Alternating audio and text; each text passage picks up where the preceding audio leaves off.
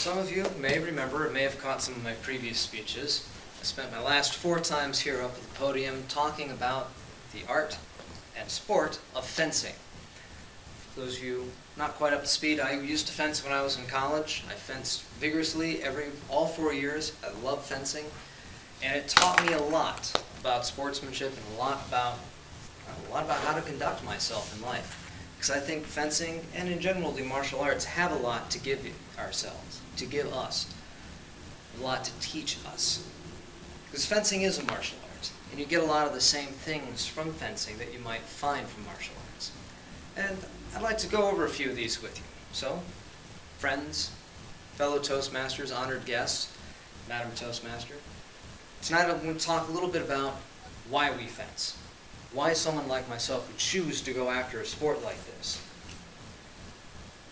As I said, it first of all is a martial art. Just like Hapkido or Karate or Jiu-Jitsu or something. You know, these more famous, more well-known, more of the stereotypical types of martial arts. Because a martial art really is anything where you're learning how to use a weapon or some kind of combat skill in more or less a non-combat situation. Most people don't learn karate by going out and fighting a bunch of street toughs. They learn it in a dojo where they learn how to fight against each other. They learn the value of it and hope that they never have to go fight a bunch of street toughs. Just like I go and learned fencing at our Sal in hopes that I never have to go fight in a sword fight somewhere.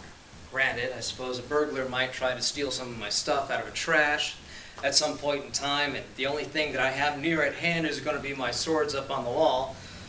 But I really don't want to go around stabbing people. I'm going there for the sport and for the art. I go there because it's an exciting way to exercise for someone like me. I get kind of bored really just sitting in the gym all the time lifting weights or just running around on a track not doing much. I've done a lot of running lately, but I always have to have something to keep my mind going because I just can't sit there and run with nothing else going on. Fencing is different, and just like other martial arts, it gets you excited, it gets you invigorated and happy to be there.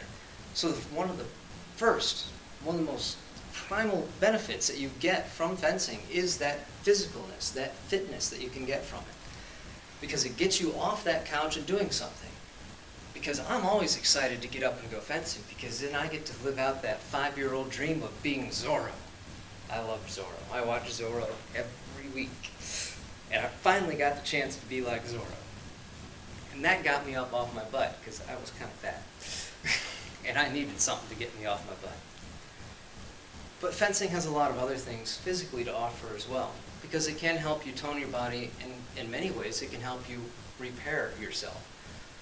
There's been a number of stories, particularly with leg and knee injuries. A fencing master by the name of Nick Evangelista, one always likes to talk about his knee injuries and how fencing helped him recover from them. He started fencing when he was a teenager. His knees had been kind of knocked wonky because of playing other sports, and he was kind of a long, gangly fellow.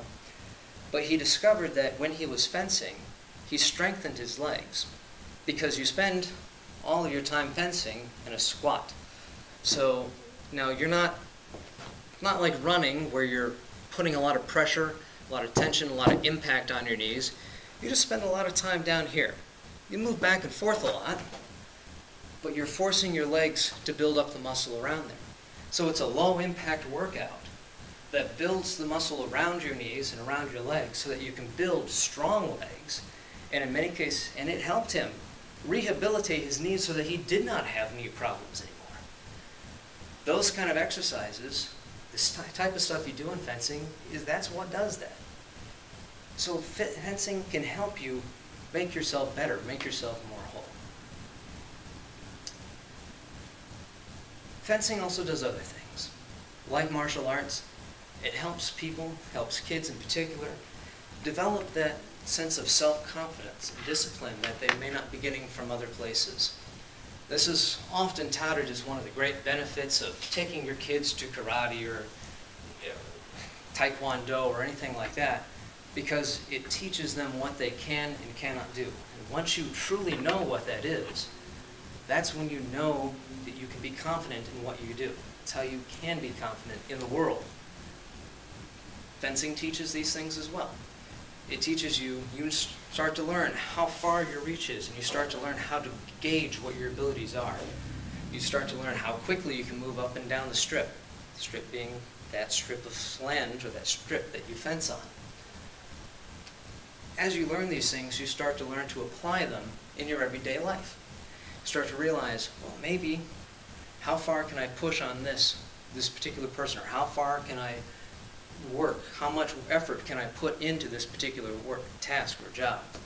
You also start to learn to read your opponents a little bit better, because you have to in order to be a good fencer. So it gives you a little bit better idea how to read the people that you're working with in daily life. This gives you that confidence. And you build discipline by having to practice every week, 3-4 times a week, every day maybe, depending on how good you want to be. If you want to be there for your team, it teaches you to practice and to develop that discipline. But it also teaches you to be self-reliant, because while there are fencing teams, your particular performance is based entirely up to you. Whether or not you win or lose is based entirely on your own job, your own performance. You can't rely on Bob next to you to do a good job and bring your score up, because he'll help the team overall, but he's not going to help you. When you're on that strip, it's only you and your opponent. Learning these things helps develop something else, which I don't see in a whole lot of other sports. And there's a particular kind of intelligence. I think that it's sort of an action intelligence, because you have to learn to think on your feet when you're fencing. You have to be able to see what your opponent is doing, think ahead of him. Learn how to think, he's in this position, he is going to try this attack in this position so that I can parry it, and when I riposte, or when I counterattack him, he's going to react in this way. The farther you can learn to think ahead, the better a fencer you become. The more intelligent you are about gauging what your opponents do, the better a fencer you become. It's not just a physical sport. It requires this intelligence to be a successful fencer.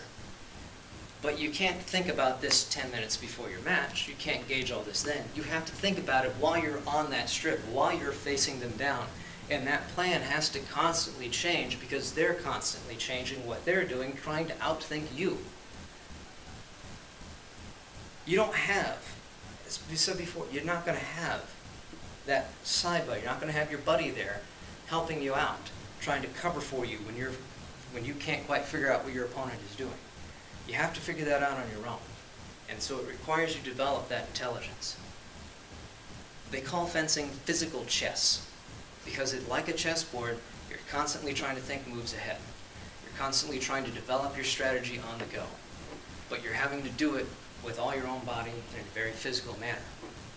Unlike a lot of other sports, fencing is going to help develop these types of skills.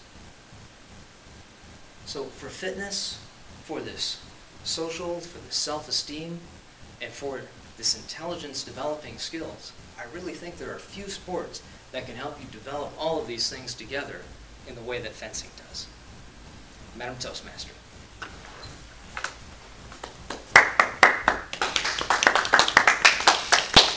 Thank you. Thank you.